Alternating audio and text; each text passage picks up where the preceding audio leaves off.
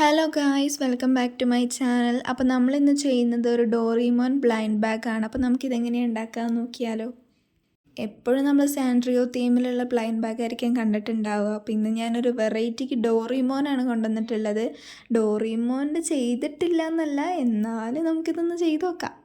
ഇത് ഉണ്ടാക്കാൻ വേണ്ടിയിട്ട് നമുക്ക് മെയിനായിട്ട് A4 പേപ്പറും സെല്ലോ ടേപ്പും വേണം.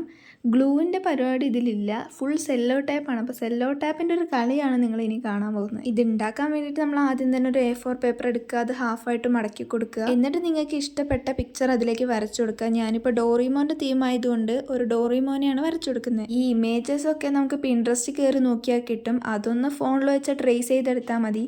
ഇതൊക്കെ ഇപ്പോൾ എല്ലാവർക്കും അറിയായിരിക്കും. ഫോണിൻ്റെ മേലെ പേപ്പർ വെച്ചിട്ട് നമ്മൾ അതൊന്ന് വരച്ചെടുക്കുക, അത്രയേ ഉള്ളൂ. ഇതൊന്ന് നമ്മൾ വരച്ചെടുത്തതിന് ശേഷം ആദ്യം നമ്മൾ ബ്ലാക്ക് ഔട്ട്ലൈൻ ചെയ്ത് കൊടുക്കുക. എന്നിട്ട് നമ്മൾ ഇതിനൊന്ന് കളർ ചെയ്ത് നല്ല അടിപൊളിയാക്കി എടുക്കുക. ഡോറിമോനായ കൊണ്ട് മെയിനായിട്ട് വെള്ളയും നീലയാണ് വേണ്ടതിൽ. വെള്ളം നമുക്ക് അടിക്കേണ്ടതില്ല, അപ്പം നീല മാത്രം മതി. അതുകൊണ്ട് നമുക്ക് അത്ര പണി കുറഞ്ഞു കിട്ടി.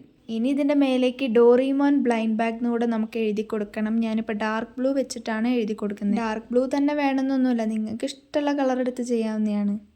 ഇതെന്തിനാ അത്ര കഷ്ടപ്പെട്ട് ഉണ്ടാക്കുന്നതെന്ന് ചോദിച്ചിട്ടുണ്ടെങ്കിൽ വലിയ ഉപകാരവും വലിയ കാര്യമൊന്നും ഇല്ലാത്തൊരു സാധനമാണിത്. ഇത് സത്യം പറഞ്ഞിട്ടുണ്ടെങ്കിൽ നമ്മൾ പുറത്തുനിന്ന് പൈസ കൊടുത്ത് വാങ്ങുന്ന ഒരു മിസ്റ്ററി ബോക്സാണ്. ഇത് കൂടുതലും സൗത്ത് കൊറിയ അങ്ങനെയുള്ള രാജ്യങ്ങളിലാണ് കണ്ടുവരുന്നത്. ഇതിപ്പോൾ നമ്മൾ ഹാൻഡ് മെയ്ഡായിട്ട് ഉണ്ടാക്കുന്നു, അതുകൊണ്ട് നമുക്ക് ഇതിൻ്റെ ഉള്ളിൽ എന്താ ഉള്ളത് എന്നൊക്കെ അറിയാം.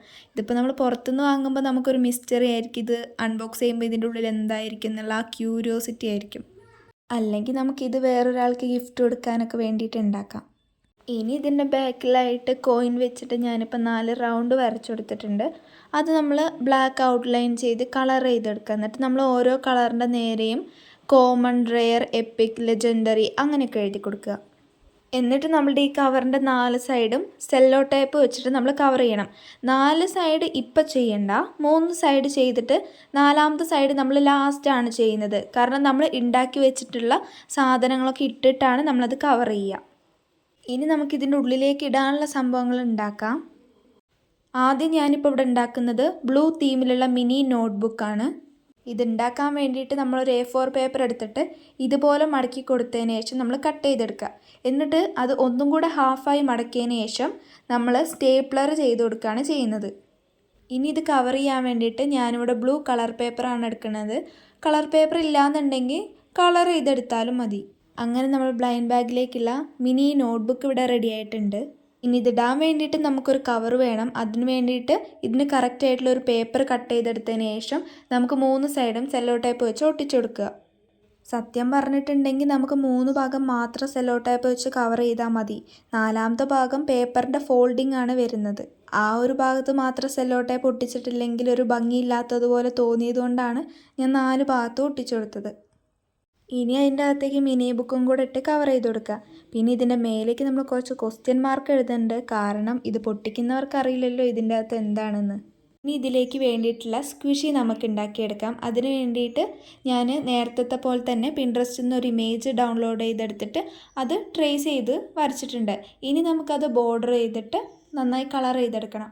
ഈ പിക്ചർ ഞാൻ വരച്ചെടുത്തിട്ടുള്ളത് ഒരു പേപ്പർ ഫോൾഡ് ചെയ്തതിന് ശേഷമാണ്. ഇതേപോലൊരു പീസ് ഇതിൻ്റെ ബാക്ക് സൈഡിലും ഉണ്ടാവും.